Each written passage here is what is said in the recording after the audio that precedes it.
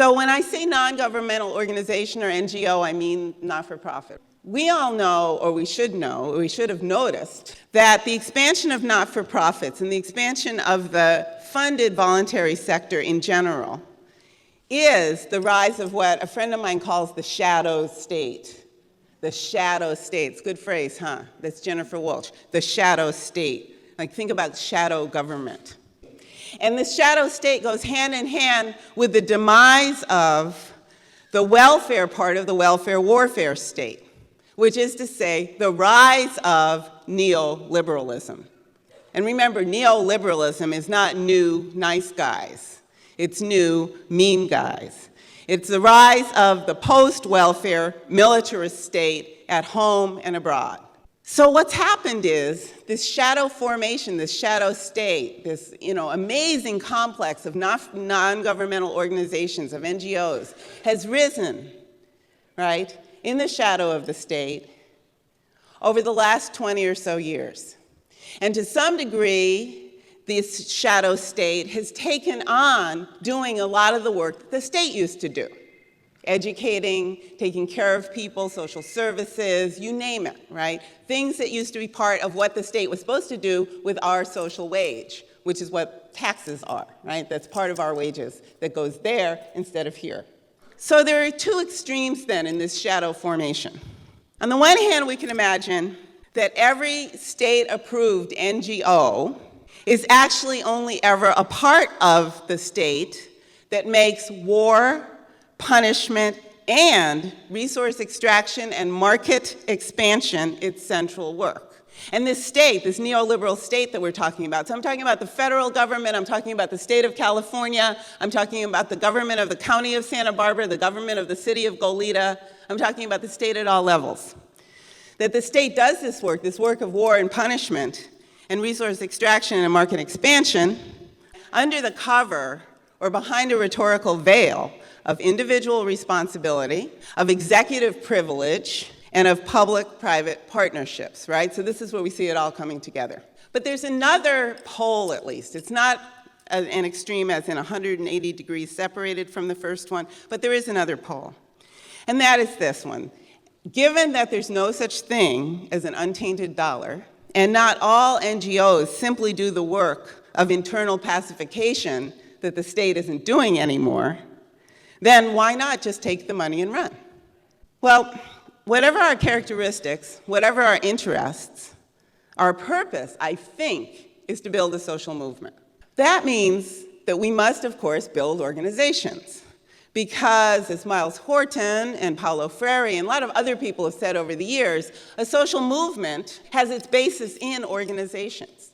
It has its basis in organizations that have some dynamic, grassroots, forward momentum that connects with the forward momentum of other dynamic organizations, and that's where movement comes from, right? So movement doesn't come from somebody laying out the blueprint and everybody playing his or her role, nor does movement come from a kind of random association of organizations at the ground. There's some kind of synergy, there's some kind of genuine forward movement. In the long middle of the 20th century here in the United States, there were all kinds of state-approved, non-governmental organizations that were doing all kinds of work that wasn't necessarily the work of internal pacification. And I said not necessarily, I want to qualify it because we could debate at the end of the day how things turned out.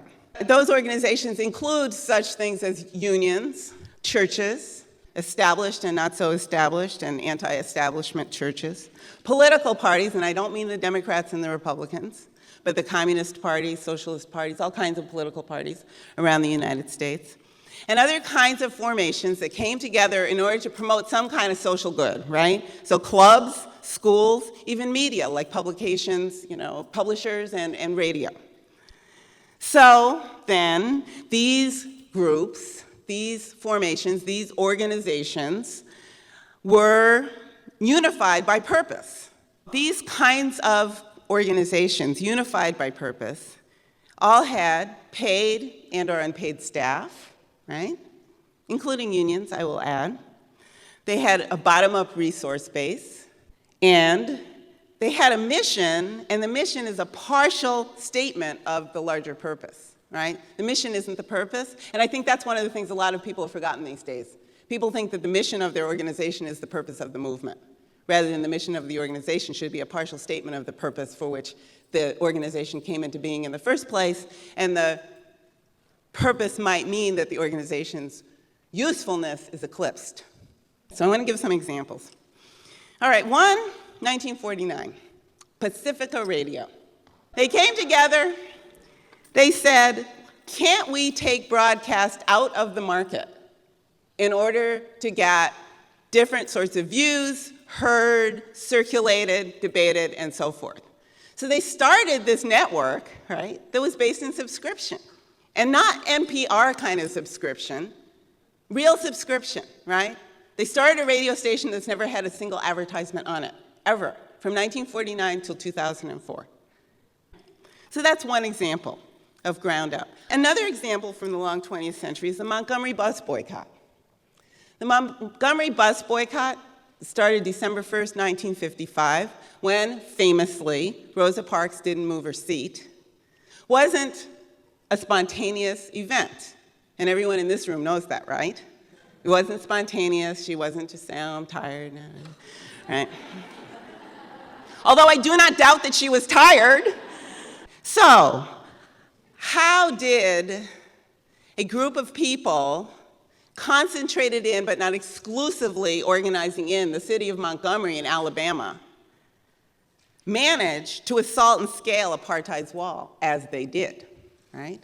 In the case of that particular action, which had a short-term, a medium-term, and a long-term vision, not only was it not Rosa Parks saying, I'm not going to move tonight, spontaneously deciding to start a movement, but it was people who had been engaged in the long 20th century anti-apartheid movement in the United States who came up with another plan to do the work. So purpose, smash apartheid.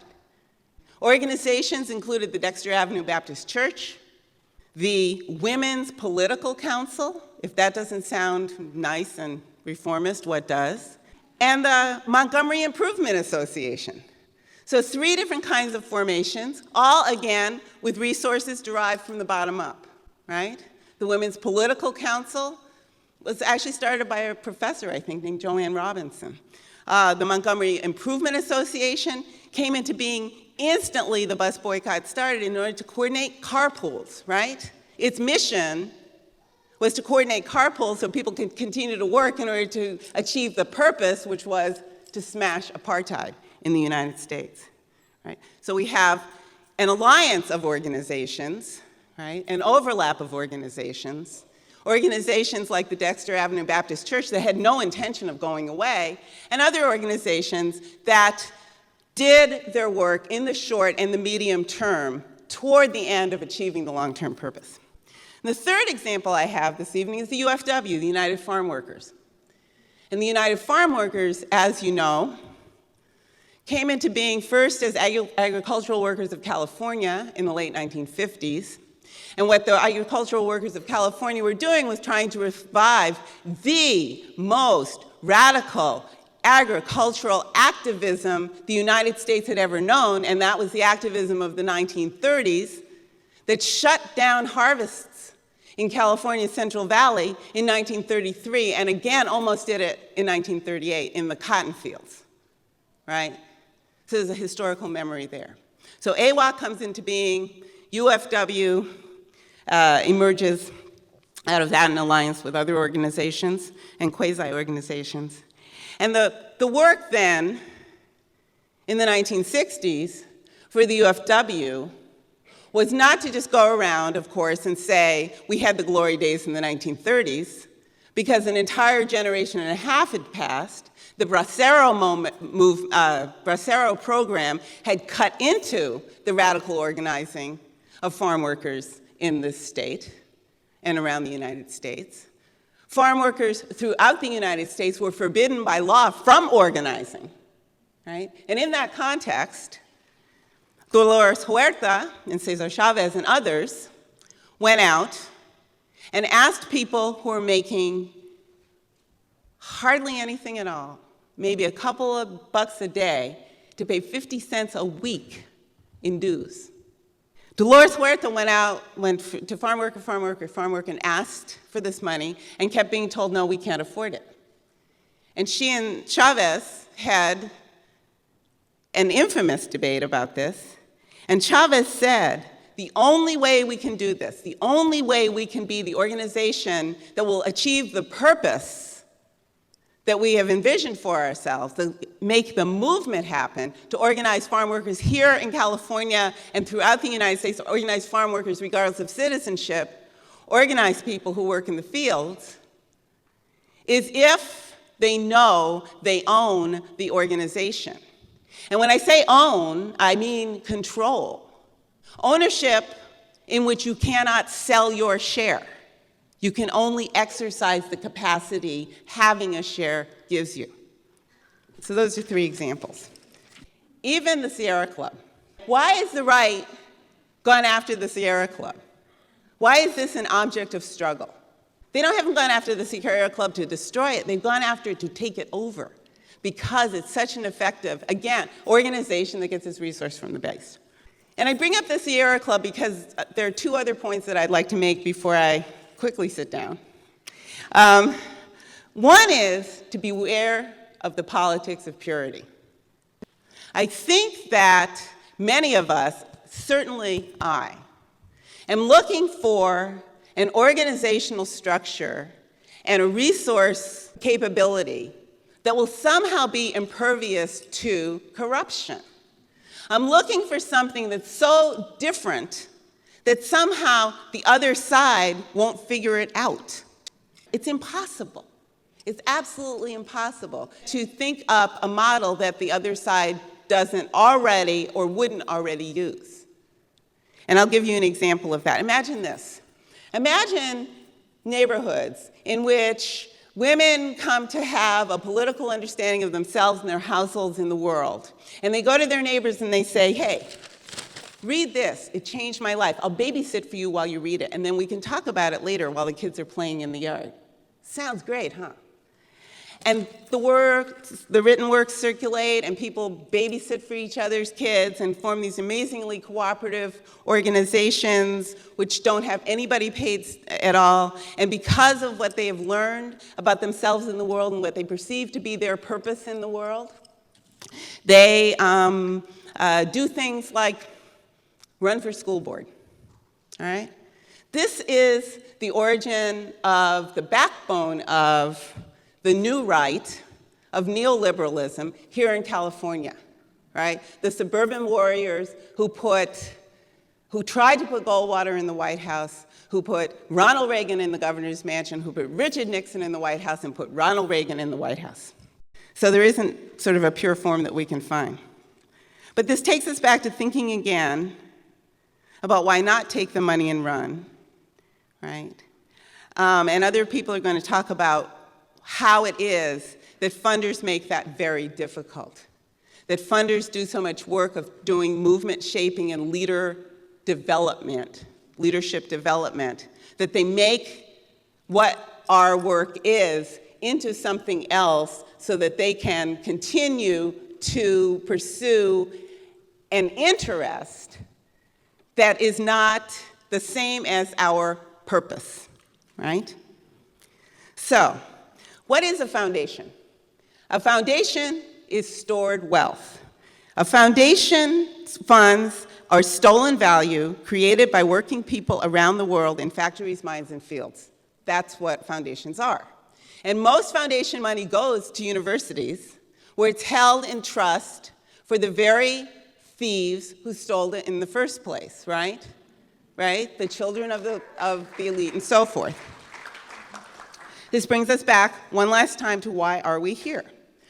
I like to think, because I must think, we're not content with tweaking Armageddon. If not, then social movement has to be about acquiring power, which can be made. We have to acquire power, and we can make that, right? Not just fight the power. We have to get the power. See, I'm here. If you want to remember one thing I said tonight, remember this. Power is good. We need it. Okay? That's the take-home message. We want it, we need it, we will have it. And what is it? It is capacity. It is capacity to act with initiative and impunity, with autonomy, which is to say, make revolution or turn things over, right? Power then, in this case, is political. It's not that capacity building that foundations say we'll give you $5,000 for. That's technique. I'm talking about politics. Therefore, not every organization needs to last, right? Not every organization needs to last. Rather, the direction and the momentum of the movement, including collective best practices, including historical memory, that's what must last. That's, in fact, what must come first. Because it's the sum of organizations, not the sustainability of an individual organization, that makes change.